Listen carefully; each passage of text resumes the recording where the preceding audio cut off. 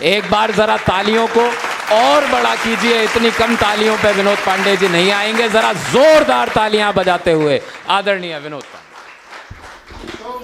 धन्यवाद। मैं एक बात बड़ी गंभीरता के साथ कहना चाहूँगा कि जिस प्रकार परिवार में बच्चे बड़े हो जाते हैं लेकिन माँ बाप के सामने बच्चे रहते हैं, उसी तरह कविता साहित्य मुझे कहीं भी देश के कोने में पहुँचाए, विदेश में पहुँचाए, लेकिन जब हमारे समक्ष आदरणीय श्री बाबा कानपुरी जी, डॉक्टर अशोक मधुप जी, श्री अशोक श्रीवास्तव जी, आदरणीय गौर दादा, त्रिलोक शर्मा जी भैया, आप सब लोगों की सबकी उपस्थिति रहती है तो मैं वहाँ छोटा सा नन्हा विनोद पांडे ही होता हूँ, कोई बड़ा कवि नहीं हूँ।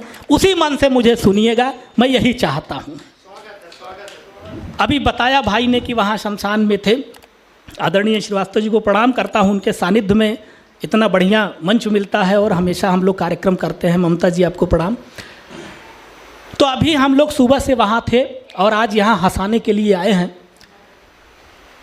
यही हमारा मिशन है, जीवन का सब पार्ट है, वहाँ भी जाना है, यहाँ भी जाना है, लेकिन इसी बीच में वो जीवटता बनाए रखनी है कि अगर हमें ईश्वर ने कुछ दिया है तो हम आप लोगों को बांट सकें। मैं वहाँ पे भी गया था पीयूष, और वहाँ से भी हाथ से निकला, मैं वही बताना चाहता हूँ भैया। वहाँ मैं पहुँचा, वहाँ गेट पे एक मिले भाई साहब, वो मुझसे नमस्कार वमस्कार हुआ। मैंने कहा कि और क्या, मेरा नाम विनोद पांडे है और कविता करता हूँ, अगर कवि सम्मेलन वगैरह करवाना हो तो मुझे बताइएगा। तो उन्होंने कहा भाई साहब प्रणाम, मेरा नाम शलभ श्रीवास्तव है, मैं शमशान में लकड़ियों का व्यवस्था करता हूँ, अगर कभी इसकी आवश्यकता हो तो बताइएगा। एक बार सेवा का मौका।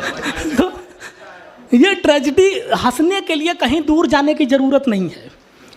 जब कोविड आया था विक्रम जी, तो लोग कह रहे थे विनोद पांडे कोविड ने तो बड़ी त्रासदी फैला रखी है पूरे देश में, ऐसे में तुम्हारी क्या योगदान है। मैंने कहा क्या चाहते हो।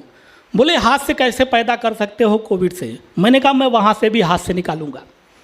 और वो पहला लहर आया हुआ था, जब आप सब लोगों को पता है कि जब लोग कोविड पॉजिटिव होकर के ठीक करके आते थे तो बाजा बजाया जाता था, उनको माला फूल दिया जाता था आदरणीय कन्हैया लाल जी, और उनका स्वागत होता था।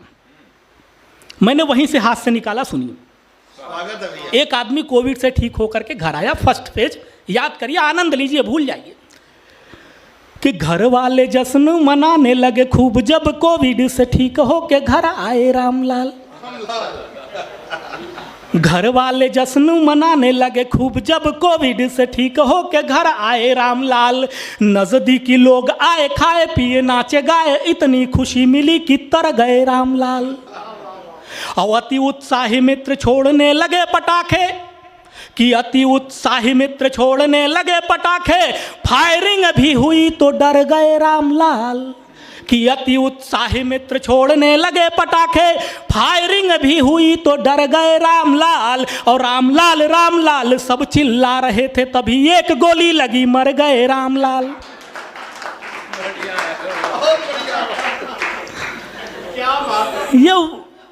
ये हाथ से कभी कोशिश होती है कि हर जगह से हाथ से निकालें। मैं एक बार सेक्टर 73 में गया था, विक्रम जी वहाँ बैठे थे, बोले विनोद पांडे तुम दुनिया को हंसाते हो, कभी सड़क सुरक्षा पे कोई हास्य कविता कही क्या। मैंने कहा प्रयास करता हूँ।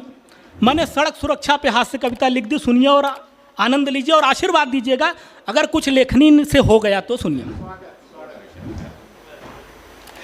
कि साली बोली जीजा से तुम्हारे बाल झड़ रहे, लहराती जुल्फों की वो लड़ी नहीं रही। अरे साली और जीजा का संबंध बड़ा मधुर होता है। वो जीजा ससुराल जाते हैं तो सब उनका बड़ा ख्याल करता है, सास ससुर साला बड़ा ध्यान रखते हैं, और साली तो ससुराल में उस डॉक्टर की तरह है जो बिना चेकअप किए बता दे कि जीजा जी को कौन से टाइम पे कौन सी दवाई चाहिए। पहले जमाने के लोग थे ससुराल में जाते थे घबराते थे शर्माते थे, आज के लोग ससुराल में जाते ही बोलना शुरू हो जाते हैं। और आज का कोई नौजवान अगर ससुराल में जाकर के न बोले, चुपचाप मुंह लटकाए बैठे रहे, तो समझ लीजिए कोई टेक्निकल प्रॉब्लम है। हंसिए मत, प्रॉब्लम कैसे हो सकते हैं मैं बताता हूँ। नया नया दामाद ससुराल गया, सासू बोली लगता है कि ये खिसियाए हैं, कि सासू बोली लगता है कि ये खिसियाए हैं, कहें ससुर जी मुँह सूजा है थक कर आए हैं। साली बोली जीजा कहे गाल फुलाए हैं, जीजा धीरे से बोले हम गुटखा खाए हैं। ये टेक्निकल प्रॉब्लम है। मैं बात कर रहा था सड़क सुरक्षा की, सुनिए कि साली बोली जी जैसे तुम्हारे बाल झड़ रहे लहराती जुल्फों की वो लड़ी नहीं रही, और हेलमेट को लगाने से झड़े हैं बाल सारे बूढ़े हो गए जवानी अब चढ़ी नहीं रही।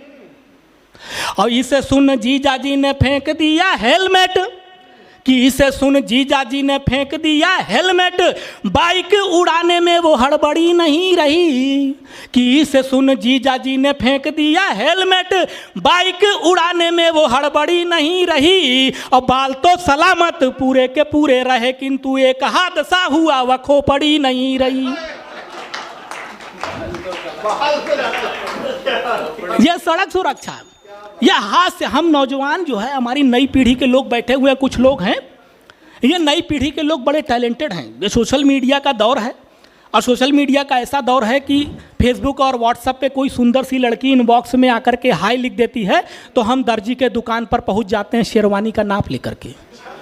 ये हमारा कॉन्फिडेंस है कि राह में एक लड़की भली मिल गई, राह में एक लड़की भली मिल गई, मुस्कुराई तो जैसे कली खिल गई, उसने देखा नहीं एक पल भी मुझे, पर मुझे यूं लगा कुंडली मिल गई। ये नए लोगों का कॉन्फिडेंस है।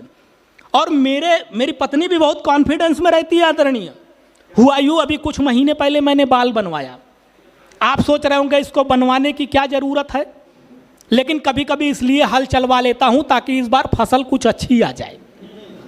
मैं बाल बनवा के निकला तो लोग तरह तरह की बात करने लगे, लेकिन मेरी पत्नी का कॉन्फिडेंस देखिए। अच्छा, वो मैं सैलून वाले भाई साहब के पास गया, मैंने कहा भाई साहब कोई बढ़िया सा हेयर स्टाइल कर दीजिए। बोले किसकी तरह दिखना चाहते हो? मैंने कहा अक्षय कुमार बना दो। बोले अक्षय कुमार नहीं बन सकते। मैंने कहा अजय देवगन बना दो। बोले अजय देवगन भी नहीं बन सकते। मैंने कहा तो किसकी तरह बन सकता हूँ? तो सैलून वाले भाई साहब ने कहा कि आपकी खोपड़ी का क्षेत्रफल और बालों का घनत्व तो देख करके लग रहा है कि आप पर आलोकनाथ की हेयर स्टाइल सूट करेगी। तो मैंने कहा भाई साहब मुझे अनुपम खेर बना दो। और जब मैं अनुपम खेर बन के घर आया तो लोग तरह तरह की बात करने लगे, लेकिन मेरी पत्नी का कॉन्फिडेंस देखिए। 4 लाइन रखता हूं कि मेरा सर कूल होकर बाल के कुछ बीज बोता है, मेरा सर कूल होकर बाल के कुछ बीज बोता है, मेरा बच्चा मेरी इस खोपड़ी को देख रोता है। हुआ गंजा उसी दिन से धर्म पत्नी लगी कहने, हमारे चांद का दीदार हमको रोज होता है।